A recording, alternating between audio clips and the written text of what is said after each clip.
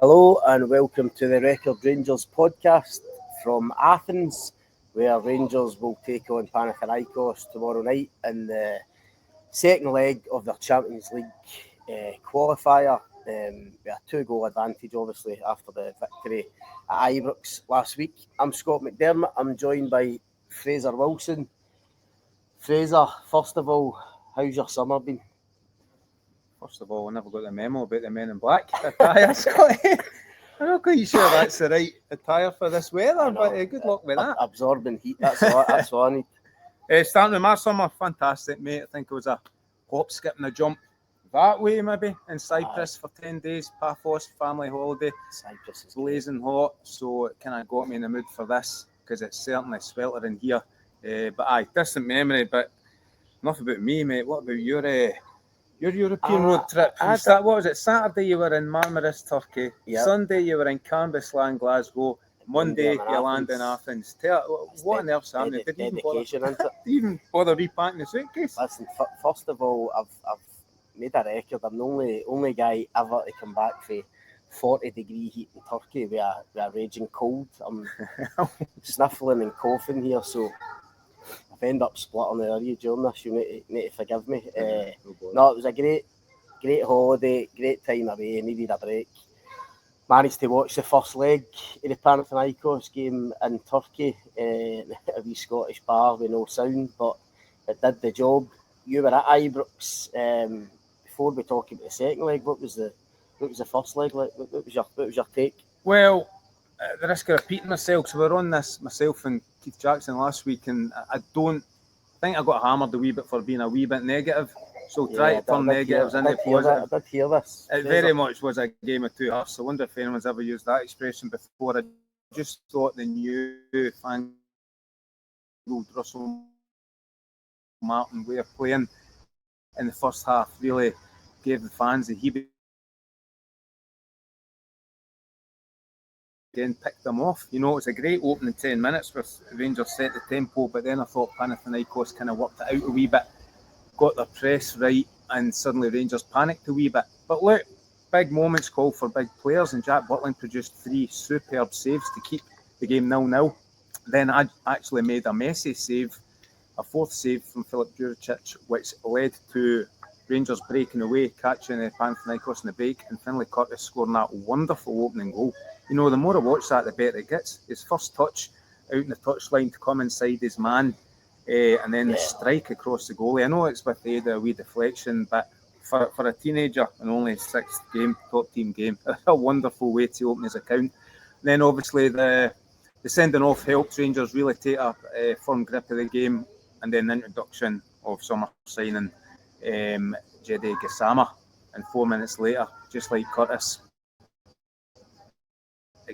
explodes in off the left flank and goes opposite. Same foot, in off the left, right-footed strike, opposite side the goalkeeper. I think he wrong-footed the goalkeeper. Another wonderful goal. And suddenly Rangers are taking a 2-goal cushion to Athens, and it could have been more, you know. Look, I agree, Fraser. I know we're joking about it, know that you've been negative, but no, let's not beat about the bush. The first half at Ibrox, Rangers were awful, I thought. I mean, and that's not been overcritical, I don't think, or being ultra harsh on them. It's a new team, it's a new manager, first competitive game early in the season. You know it's not going to be perfect, but no, it was poor the first half. Panathinaikos should have been 2 up. I think if this was a better Panathinaikos team, I think if it was any of the kind of really good Europa League teams that Rangers have played in the last couple of years coming to Ibrox, the tie could have been killed off early doors. But and it's a big but. Rangers held on. They showed a wee bit of resilience. They made a couple of tweaks, tactical tweaks, and the second half was a lot better. And I think that's the reason why Russell Martin actually deserves huge credit for pulling off that result. Because I've said in a piece in Record Sport this morning, I don't think this Rangers team are anywhere near ready for Champions League football. I think it's still very early in this rebuild. I think Russell Martin's still in the kind of rooting out or weeding out process in terms of getting players out and getting his own guys in. So I think to pull off that 2-0 result and put themselves in a great position to progress I think he deserves massive credit. But you're right, I don't think you're being harsh. I mean, listen, there were 2 moments of magic for Curtis and Gassama that gets them the result. Yeah. But in the first half, there was a lot of teething problems. Rangers have got here tomorrow night. Rangers are going to need to be a lot better if they're going to see this tie out, because it's certainly, but it's not finished yet, is it? It's not going to tear up his philosophy, though, is it? No, they're going to play, maybe be little tweaks here and there, but they're going to play the same way. And it could be a nervy evening, but then it would be that anyway. And Rangers have proved over the last couple of years that in Europe, especially these away days in Europe, they seem to have the resilience that maybe they were lacking last season in the Premiership. So I do hold out. I'm confident Rangers will get through this tie. It's not going to be easy. You're totally right. The game is not over, and if Panathinaikos get a lead in the first half, it's going to make it even more nervous. So that'll be a real test of character. I liked your column this morning. You're bang on. You say that the result of this won't define the season. Saturday's league opener against Motherwell might. What you're saying there, if they're not Champions League ready, and that's a fair comment again, are you saying what would be a good outcome for Rangers? Get through this tie, but do you think long run it'd be more beneficial, away from the financial side, more beneficial if they end up in Europa League again? Fraz, honestly, look, Rangers fans love the big European ties, right? And they love the run to Seville in 2022, and I get it. There were some brilliant nights in Europe, but for me, at what point does the domestic stuff become the priority again? Because I've said this many times. I think since Steven Gerrard came in at Rangers, when he arrived, there was a real need for Rangers to get back to the group phase of European football. They'd been out it for so long at that stage, and it was a massive step for them to get back to that stage. And Gerrard deserves huge credit for that. And it obviously eventually went on to win the league after 3 years. But Rangers have done brilliantly in Europe in the last few years. The priority now has to be winning the league. It has to be domestic success, because they've been so far behind Celtic in the last few years. And for me, there's almost become an acceptance with certain players, even a section of the supporters, maybe even a generation of supporters that have got used to being second best in Scotland, but have settled for these great European runs and getting to quarterfinals and finals. That mentality has to change. I think that's a huge challenge for Russell Martin. But it's one that he's got to meet head on. And in terms of this season, financially, we know the rewards that are offered for football. I mean, it's huge. And of course, that's where Rangers want to be eventually. I think the best in your own country, and then building from there. And that's why I think, as much as there's no the finances in the other competitions, if Rangers can get through this tie against Panathinaikos, I think I'm right in saying that guarantees group stage football of some sort, whether that's the Europa League or the Conference League. Yeah. I think given where Russell Martin is in this process and at the start of this rebuild, that would be a result for Rangers, and it would be a result for him, knowing that he's got group stage football at whatever level that is, and it would almost then let them concentrate on the league. And I've said this morning, it sounds daft because it's the first game of the season, right? And Michael Beale famously said when he got beat with Kilmarnock on the opening day a few seasons ago, you don't lose leagues or you don't win leagues on the first day, but you can almost lose them the first day, because Celtic ended up getting a lead after Rangers lost at Killie. Celtic got a lead, Rangers couldn't catch up, they weren't ready, weren't prepared. Celtic go and win the league. Michael Beale ultimately loses his job. Last season, it was turmoil at Ibrox. If you can remember, with Philippe Clement in charge, Rangers weren't even playing their home games at Ibrox. It was at Hampden. It was an absolute shambles. They go to Tynecastle on the opening day, don't play well, get a 0-0 draw, and again give Celtic an early advantage. And as the season goes on, can't catch it up.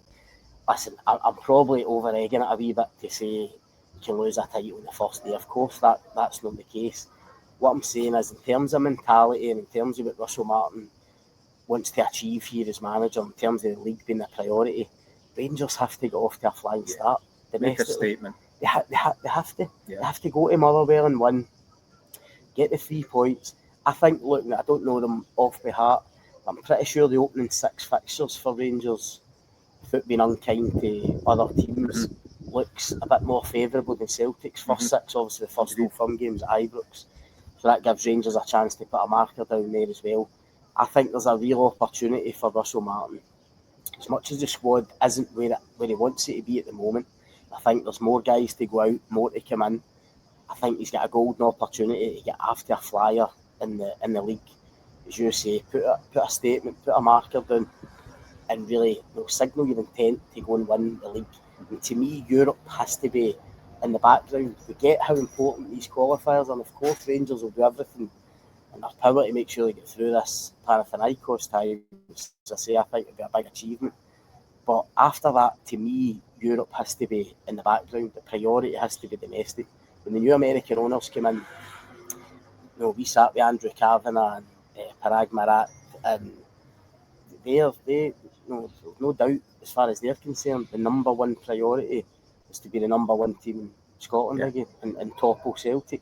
So that has to be the case for the manager and the players as well. You're totally right. A generation will have forgotten that. This Rangers fans under the age of even 25 that will forget what it felt like, that dominance that they had. Certainly under Graham Souness, Walter Smith, for large parts of Walter Smith's second spell in charge. They won't know what that feels like. So you're right. And that game on Saturday night, I suppose, gives them a chance, even with Celtic playing a day later, to get to the top of the league and try and stay there. Let Celtic chase a wee bit. It's dead early days, but it's all about creating a mindset, isn't it? And if they can go and get a good, strong victory and a decent performance, a good performance at Fir Park, it just sets the stall out for the rest of the season. Whereas the last 2 years have been playing catch up, and there's been negativity, negative headlines, and nobody wants to get off to a false start, and that's what it's been the last 2 years. So you're bang on with that. But first of all, they have an absolute firecracker of a game tomorrow night. I think this heat will be an issue for them. I think it'd be daft to say no. Look, certain players that have played in certain climates or come from different climates, you've got South Americans, you've got Africans, they can deal better with the heat. It's just natural to them. But guys like John Suter, they've worked extremely hard, and you were down at St George's, and I believe it was roasting down there as well. So look, they're fit guys, they'll get through it, and they faced it before. With Olympiacos, what stage of the season was it, Olympiacos last season? You were over, were you not? No, I wasn't at that game. But I'm guessing that would have been pretty hot. Fenerbahce last season. This is nothing new to the majority of these guys, and I hope that they can go into the game in the knowledge that they've come through this kind of test before. I think the stadium, this game is going to be held at the Olympic Stadium in Athens. Not even half full. Not Panathinaikos home ground. We spoke to Stephen Naismith a few weeks ago about the Rangers played Panathinaikos in 2008. I think it was on the run to Manchester, the run to the FA Cup final. And he spoke about that atmosphere at Panathinaikos ground, which I think only holds about maybe 15,000-20,000.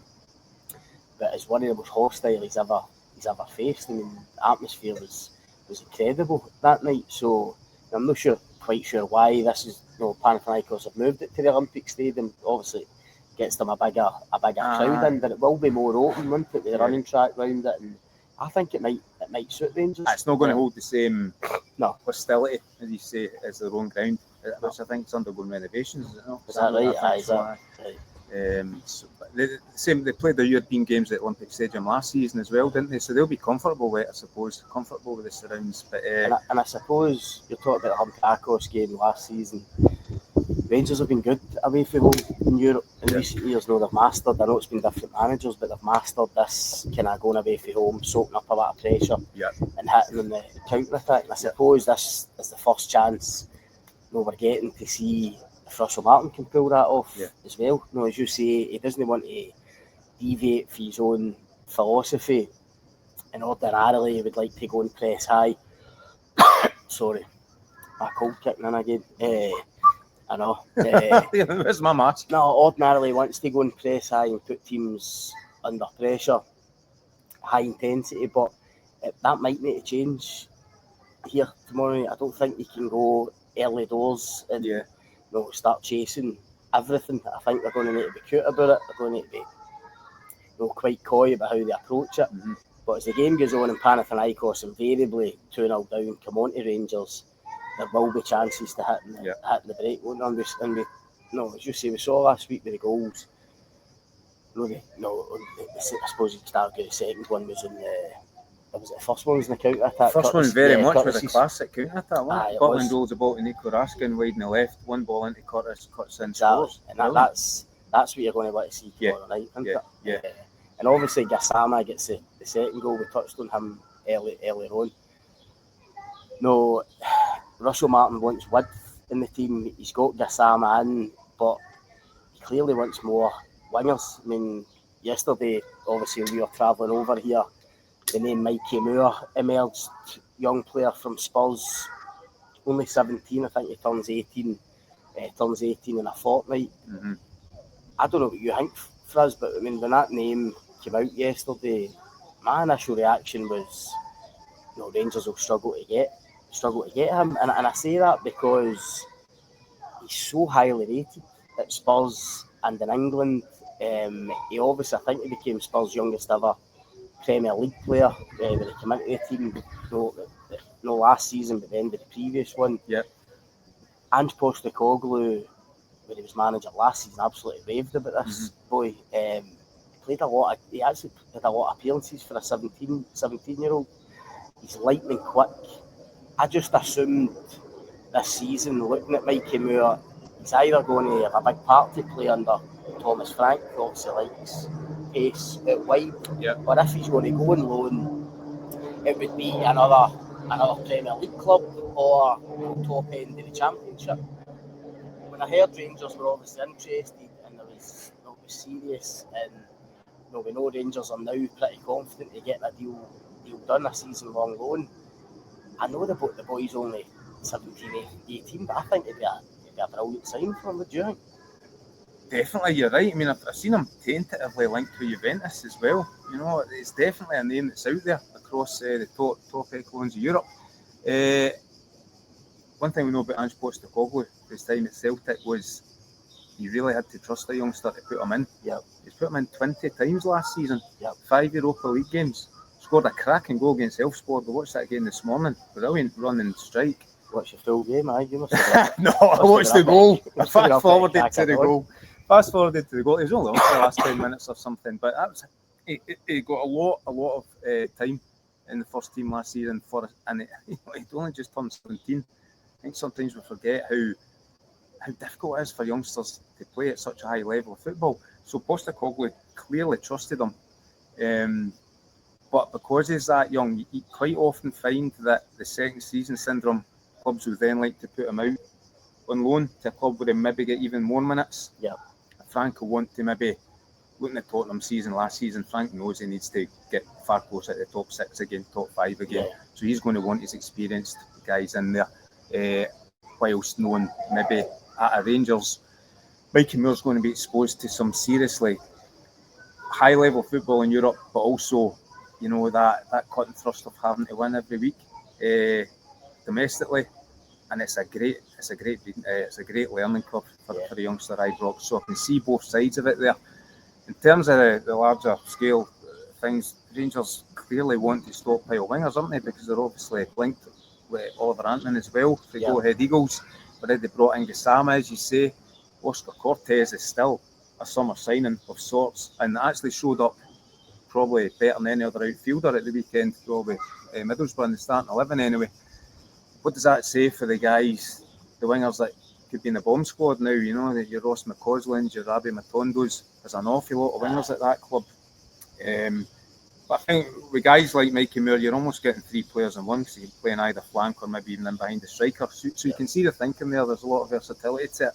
And it's the way Russell Martin clearly wants to play. I don't think Russell Martin will be anywhere near happy with what he's got at the moment in terms of the squad, especially in the final third. I know there's only, left of the window? 5 weeks maybe to go, 4 or 5 weeks. Yep. I still think there'll be a lot of movement, especially in that area of the pitch. I mean, in terms of Moore, of course there's a risk involved because he's so young. because it's his first loan, you're never quite sure how these boys are going to react going out of their kind of comfort zone, if you like. But this boy's not coming for Timbuktu. Do you know what I mean? He's only coming up the road. I think, as you say, he's proved he can handle kind of big games, big environments, whether that's been in Europe or in the Premier League when Postecoglou put him in. Yeah. So I don't think there's that big a risk. I mean, it's just the fact that he's obviously young and inexperienced. Yep. Of course, the kind of intensity of Rangers, the pressure involved, I would argue will be even higher than at Spurs, because we know what it's like. So we'll have to deal with that. But I think Russell Martin will be excited if he can get this over the line. I mean, he's been used to working with young Tyler Dibbling at Southampton last season, and it was him that kind of threw him in.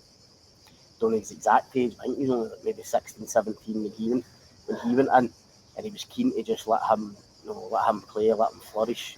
I think this is one, if they can get it over the line.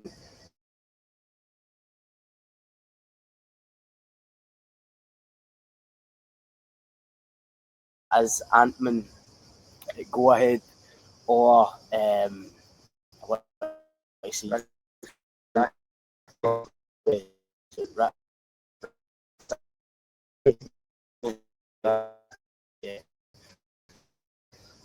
For Crystal Palace, I think there's still a real interest in there, and as you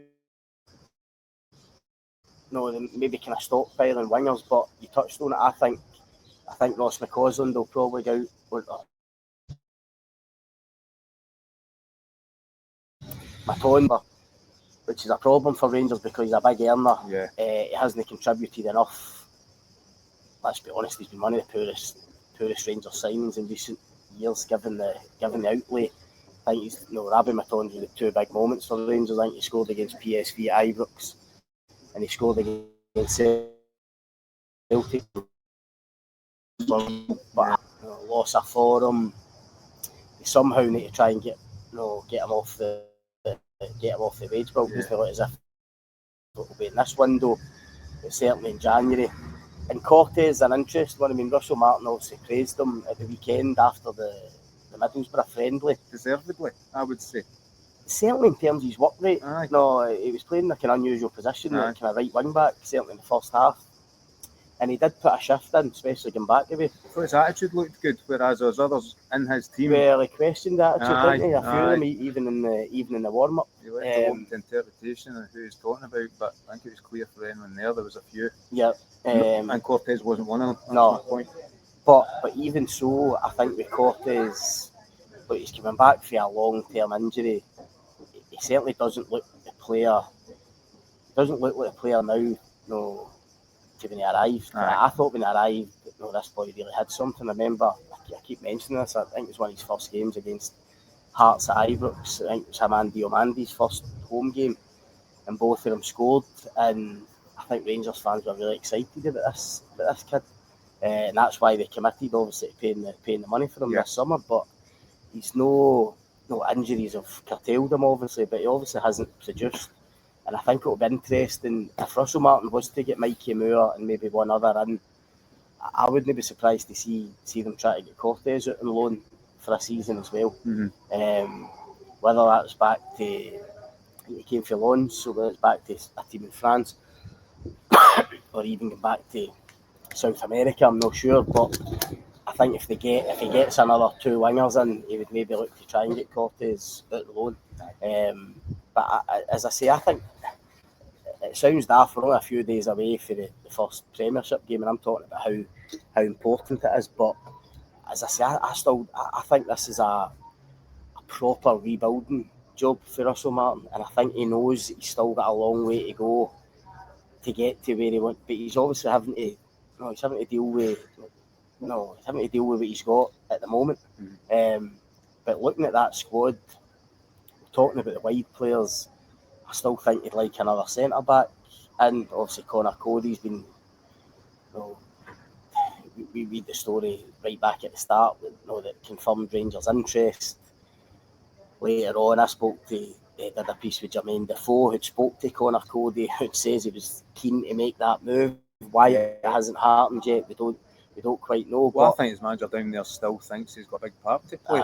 Speaking to a couple of guys that work down that way, they've been on their pre-season trip to Austria, and it very much was a case. Amatis Fuentes has come in so late in the pre-season. He wants a proper look. I think he handed Cody the captain's armband for the last 2 friendlies over there. I think the only reason they would let him go is to get him off the wage bill, because Leicester have their financial issues down there. So it might still happen, but I don't think it's because Fuentes wouldn't want him in the middle of his defence. But whether it's him or somebody else, I think he want another centre back. There's obviously a bit of uncertainty over John Souttar as well with the contract situation on a year to go. That one's Scotty. I think maybe, I don't know if I disagree in this. I think John Souttar's the best Scottish centre half, hands down. Scotland's best centre half, so Rangers' best centre half by a mile. And I think he can play the way Russell Martin wants to play. He's a great age and he's huge experience. I can't see any negatives about getting John Souttar tied down long term. Why is that deal not getting done then? That is my question. I wish I had answers to that. If that's the case, that should have been a priority for him coming in. Because Rangers have said in the last couple of years, how determined they are not to let players get into the last week. They're talking about trying to give Nico Raskin a new contract because he's got 2 years left and they don't want him to run down to 1. Mm-hmm. But again, they've allowed the Souttar contract to run to a year. So it has to go one way or another. They need to try and get him to sign a new extended deal where he commits his long-term future at the club, or they need to look to try and sell him. 5 weeks. 5 weeks. Clock's ticking almost, isn't it? So I definitely think you want another centre back. I think you want another striker. Again, there's uncertainty still over Dessers and Egerman. Egerman wasn't even in the squad at the weekend against Middlesbrough. I know Rangers were saying it was due to an injury, so you need to take their word for that. But there's real uncertainty over Egerman. I think probably if serious bids come in for him, he could be the one that goes. He could be the one big sale this summer before the window shuts. So as I say, I think you want another striker because as much as Danilo's done well in pre-season, I don't think Rangers would want to kind of start the campaign with him or Dessers being the number 9. I think Russell Martin will want somebody else. They've obviously linked to a couple of strikers, and I think they also need another central midfielder. People might raise their eyebrows at that, but I still think Rangers lack a real sitter in midfield, somebody that can dictate the game. And I know Joe Rothwell's done that the last couple of games, obviously the Panathinaikos home game, but I'm not sure that's his natural game, Rothwell. I think if he's going to play as a number 6, it has to be with that kind of double pivot, with 2 guys sitting there, because he's still got a bit of licence to go forward. Do you think we'll see that tomorrow with Raskin? Rothwell and Raskin? Potentially. That was my suggestion last week. He's obviously the couple of games we've seen him in, he's been used as the kind of the single number 6 with the two 8s ahead. And I think I'd rather see Rothwell as one of the number 8s driving forward. Do you know there were a couple of instances against Panathinaikos when he did drive forward with the ball? That's his game. That's his game. He picked out a couple of beautiful passes as well. He was a standout for me of all the new boys last week. It just looked like he'd been playing at that level because that's his first European game of his career at 30-year-old. Looked like he'd been playing at that level and at Ibrox in that team for years. It just looked so comfortable and really relished the atmosphere and the occasion. So I see what you mean. I didn't follow his career closely down in England, but he certainly had a couple of moments where he drove from deep inside his own half and broke through a midfield line. He likes travelling with the ball, doesn't he? Ball carrier. He's a ball carrier and he's got good pace over that first kind of 5 yards to get past people. He looked like a leader as well. I think Rangers have signed a right good player there. Well, he's experienced, isn't he? So he'll be crucial for them. What's your verdict then tomorrow night? What do you think? Don't concede the first goal. I know I'm putting you in the spot. A draw and a reasonably comfy progression through the next round. A score draw, maybe 2 each. A score draw, 1-1, 2-all. Just don't concede that first goal, or it could go wrong. without being too detailed, we'll go for a score draw. Scotty, what do you think? I actually agree with you. I think it'll be 1 each. I'm going to go for 1 each. I just think Rangers will score. I think they've got enough about them that they'll get a goal under different managers, but a lot of the same players, they know how to go to these places, play in the counter-attack when they're under a bit of pressure, and I think they've got enough quality. I think Gassama obviously is pushing for a start now, isn't he? I mean, they've started with Dowell and Curtis, which will surprise punters certainly this season. I think if you'd have said to punters they're going to start with Kieran Dowell and Finlay Curtis as the wide men, they would have had a blind panic about them. But Gassama's obviously pushing now. I think having got minutes again against Middlesbrough at the weekend, I think Gassama will probably start. And, if we're right and going to play that kind of counter, then he'll be showed last week, so I wouldn't be surprised if he gets the score sheet again. And I'm going to say 1 each. 1 each. Rangers to get through, and as we touched on, I think that'd be a real result for Russell Martin this early in his Rangers tenure. Very positive start. I would go with the same back, obviously goalkeeper, back four, mid. I just wonder if Gassama starts, who is the game changer on the bench if they need? Who's going to come on and produce that explosive moment that he produced last week? So for that reason, I would maybe keep him on the bench. And I think Dowell might keep his place because I noticed with his height, he had certain defensive roles last Tuesday. Seemed to be taking the front area at corners against. And he does give you that, I suppose, if Rangers are going to be up against it. So he might start again. Will Curtis maybe drop out for Gassama? That's the only one I'm wondering. Who else is up to come on off the bench? Well, it depends on Eagleman, doesn't it? Eagleman, Asgard at the Rangers press conference when the team arrived. But you're right, it would be somebody like that. And Gassama did give them that kind of that bit of electricity, didn't he, off the bench, which they needed. Whether young Curtis could do that, I'm not sure. Russell Martin might just go with the same again and hope for that impact off the bench. But I think by him putting Gassama in against Middlesbrough to get more minutes in his legs, I think that tells you he wants to start him, he wants to get him in the team. Whether that's in place of Curtis or Dowell, I'm not sure, because Gassama's obviously started in the left, which would maybe mean Curtis dropping out. But Curtis has been probably more impressive than Dowell. Do you know what I mean? And Curtis can play either side, so that's going to be interesting. But hopefully we'll find out later at the press conference. Before that, we're going to go for a dip in that pool. I'm going to apply some sun cream if I can. Factor duffel coat for me. I'll be staying away. You see if you need. I did say anchor there, didn't I? It's only a wee bit bigger than the sink, my kitchen sink as well, but I think I'd still find a way to drown in it. We'll be staying away for that. Anyway, listen, keep your eye on Record Sport. We'll be at the pressers later and the game tomorrow night. So keep your eye out for all the build, and we'll catch you again soon. Cheers, Fraz. Thank you. Cheers, Scotty.